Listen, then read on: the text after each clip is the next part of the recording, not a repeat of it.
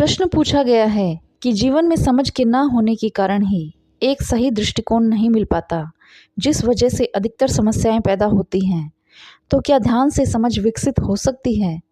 हाँ, यह सत्य है कि ध्यान के साथ जीवन की गहरी समझ को हम उपलब्ध हो सकते हैं, परंतु समझ का होना आसान नहीं है, क्योंकि समझ केवल सुन लेने से या पढ़ लेने से उपलब्ध नहीं होती।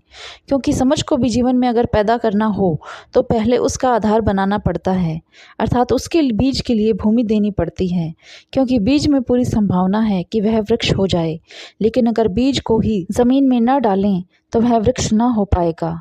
तो ध्यान जो है वह समझ पैदा करने के लिए एक भूमि का काम करता है, और एक बार समझ उपलब्ध हो जाए तो उससे जीवन में क्रांति हो जाएगी।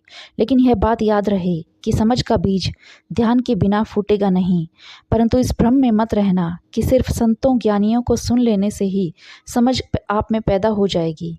और केवल सुन लेने से समझ पैदा हो जाती होती तो वर्षों से लोग संतों की वाणी सुन ही रहे हैं, लेकिन समझ को उपलब्ध नहीं हो पाते।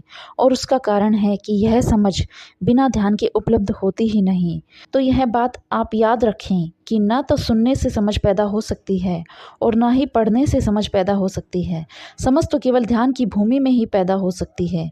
हाँ, इतना ज़रूर है कि सुनने से ध्यान की तरफ जाने का इशारा ज़रूर मिल सकता है, परंतु अगर समग्र मन से पूरे भाव से आप सुनेंगे तो सुनना भी ध्यान बन सकता है, और अगर समग्र मन से पढ़ेंगे तो पढ़ना भी ध्यान बन सकता है।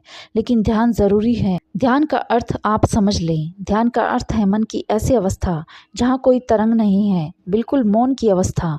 और जब आपकी चेतना पर कोई तरंग ना हो, कोई विचार ना हो, तो ऐसी शांत चित्त अवस्था में ही समझ का जन्म होता है। और बिना तरंग के ऐसा चैतन्य कई तरह से पैदा हो सकता है। किसी को प्रार्थना से पैदा हो सकता है, किसी को पूजा से पैदा हो सकता है, और किसी को नृत्य से, तो किसी को कीर्तन से पैदा हो सकता है, किसी को सुनने मात्र से भी पैदा हो सकता है। और अगर आप में भाव होगा तो मात्र बैठने से पैदा हो जाएगा। तो बिना तरंग के चित्त बहुत तरह से पैदा हो सकता है, और जिस तरह से आपको पैदा होता है जरूरी नहीं कि दूसरे को भी उसी तरह से पैदा हो। तो आपको यह खोजना पड़ेगा कि बिना तरंग के चित्त कैसे पैदा हो। और जो चित्त बिना तरंग के है उसी का नाम ध्यान है, और कामनाग्रस्त चित्त का नाम मन है। अर्थात जहाँ विचारों की, वासनाओं की अनेक तरंगे आपको घेरे रहती हैं, तो वह जो उथल पुथल से भरा हुआ मन है उसमें कोई भी समझ पैदा नहीं हो सकती, क्योंकि वहाँ इतना भूकंप पहले से ही चल रहा है कि कोई बीज अंकुरित नहीं हो सकता।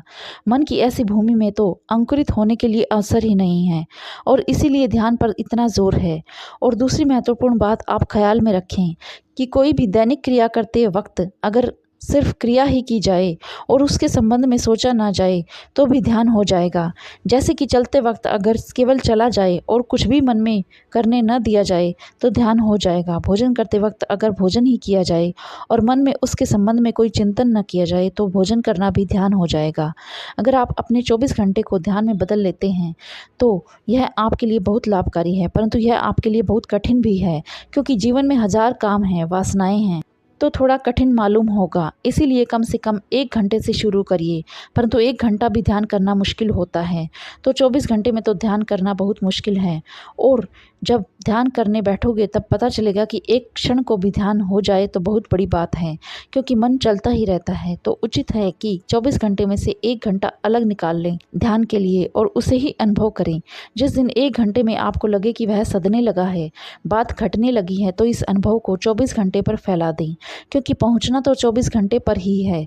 क्योंकि जब तक पूरा जीवन ध्यान में न हो जाए तब तक कोई क्रांति न होगी, लेकिन हमें शुरुआत तो कहीं से करनी पड़ेगी। और यह बात भी आप याद रखें कि 1 घंटा किया हुआ ध्यान भी 24 घंटे का ही परिणाम लाता है। ठीक वैसे ही जैसे 1 घंटा कोई सुबह व्यायाम कर लेता है तो 24 घंटे का स्वास्थ्य प्रभावित होता है, तो ध्यान के लिए 1 घंटा निकाल लेना अति उपयोगी होगा, क्योंकि उस 1 घंटे के लिए किया हुआ निरंतर प्रयास आपका पूरा जीवन रूपांतरित कर सकता है।